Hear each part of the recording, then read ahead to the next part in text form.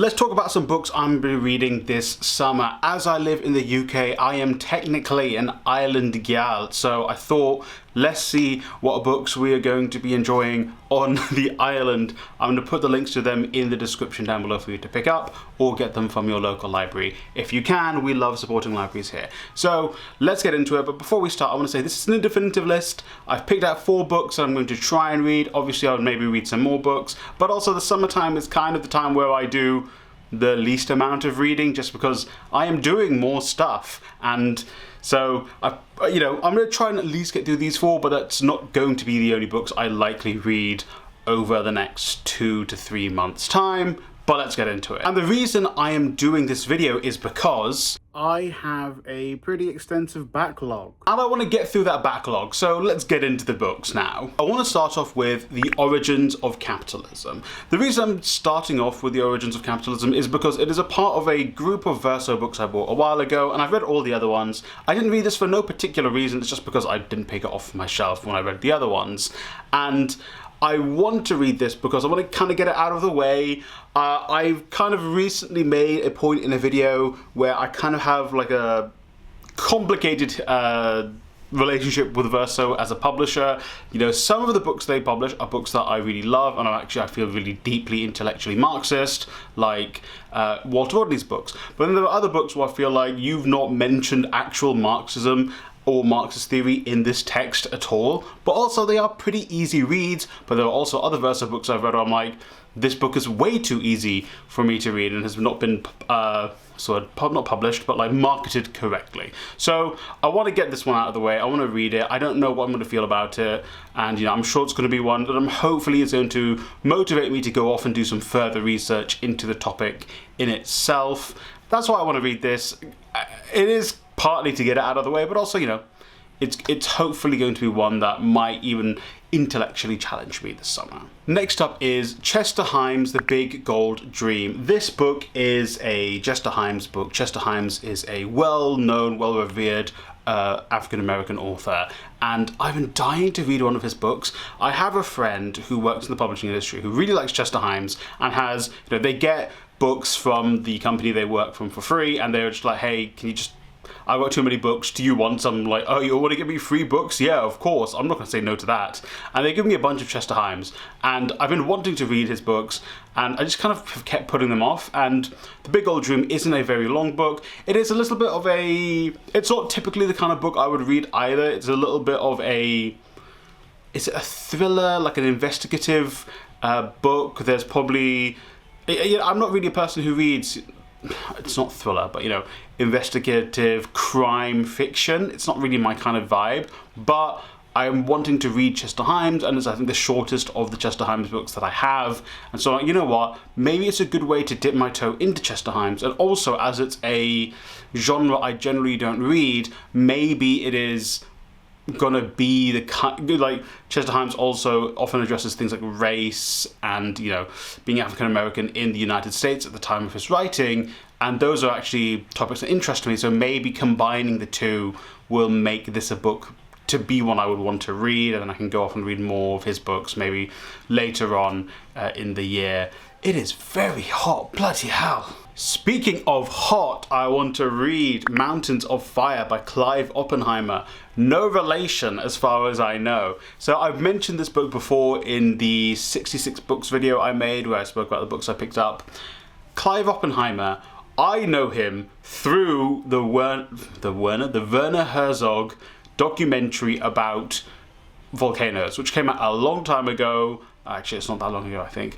And he was interviewed as part of that. I think he was also in another Werner Herzog documentary earlier on in Herzog's career. But I was like, hey, I recognize that. Hey, I did the Leonardo DiCaprio meme. Not the meme in relation to his relationships, but the other meme from that movie he's in, which I've not watched. Where was I? Oh yeah, Clive Oppenheimer. I was like, okay, I recognize that name, and I was like, oh yeah, it was in the Werner Herzog documentary.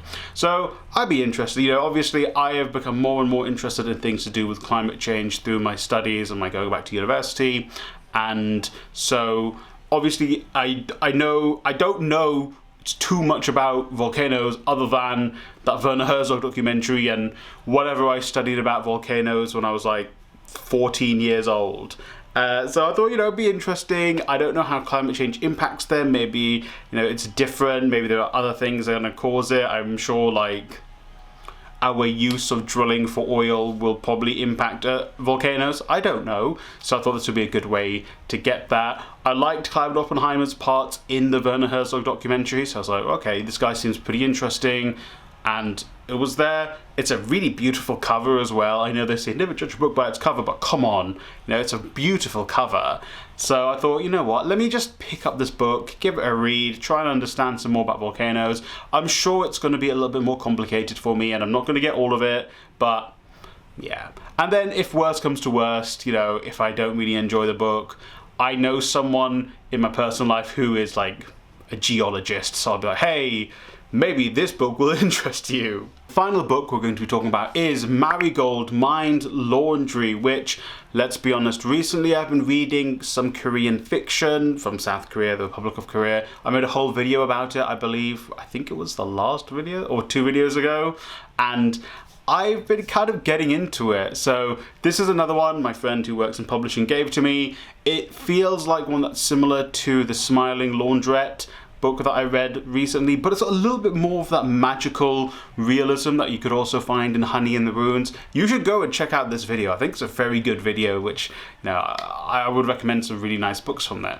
So it's very much that Korean healing fiction. I'm used to saying Japanese healing fiction, but it's Korean healing fiction. It seems like it's also going to be formatted in the same way, where it's one central character, or at least one central location, and there's 5 different characters that interact with that individual or location, and they learn from them, and they grow and develop. But with that magical real, but I guess also most of these healing fiction books have a touch of magical realism in them. But from the blurb, it seems like a little bit more not heavy-handed, but a little bit more on the nose, if you will, about the magical realism that's going to be in this book. So that's quite exciting. I am looking forward to that. And it's going to be it's kind of the kind of book I feel like it's going to be a nice relaxing read. I can sit in the conservatory when it's no longer 30 degrees in the UK in May. I should make a climate change video. But also, in the park, if I ever go to the beach this summer, which I always say I will do and I don't, because, it's sand, it's hard and rough and irritating, so who knows. But this is the kind of the one where I'm like, okay, this would be a nice, gentle read compared to the other 3 which I picked out, right? So those are 4 of the books I'm going to be reading this summer. I don't think any of them really screams summer. Like the laundry one might, just because it's a gentle book, and generally I like to read my more gentle reading during the summer. But let me know in the comments down below what you are planning on reading this summer yourself. And also, if you're in the UK, how are you coping with this heat? I'm recording this and it's like 30 degrees outside, and it's even hotter indoors, and I'm like, I'm gonna go and get changed after this video. But before that, that's a horrible transition. I want to say thank you to my members. If you are interested in becoming a member, you can do so from as little as £1 a month, and the members get bonus video, bonus content, movie club, book club. They get other videos. They should be getting an essay this month as well. And if you want that, you can do that from as little as £1 a month by hitting join down below or on my channel, and you get more stuff for the other tiers, of course, obviously. But thank you for watching. Remember to like, subscribe, share this video with a friend or family member. Hey, remember to stay hydrated if you are in the heat, and be sure to pester your family and your politicians about the climate crisis, because Jesus, why is it 35 degrees in May in the United Kingdom and 15 other places in the world, to be honest. So, thank you for watching. Bye!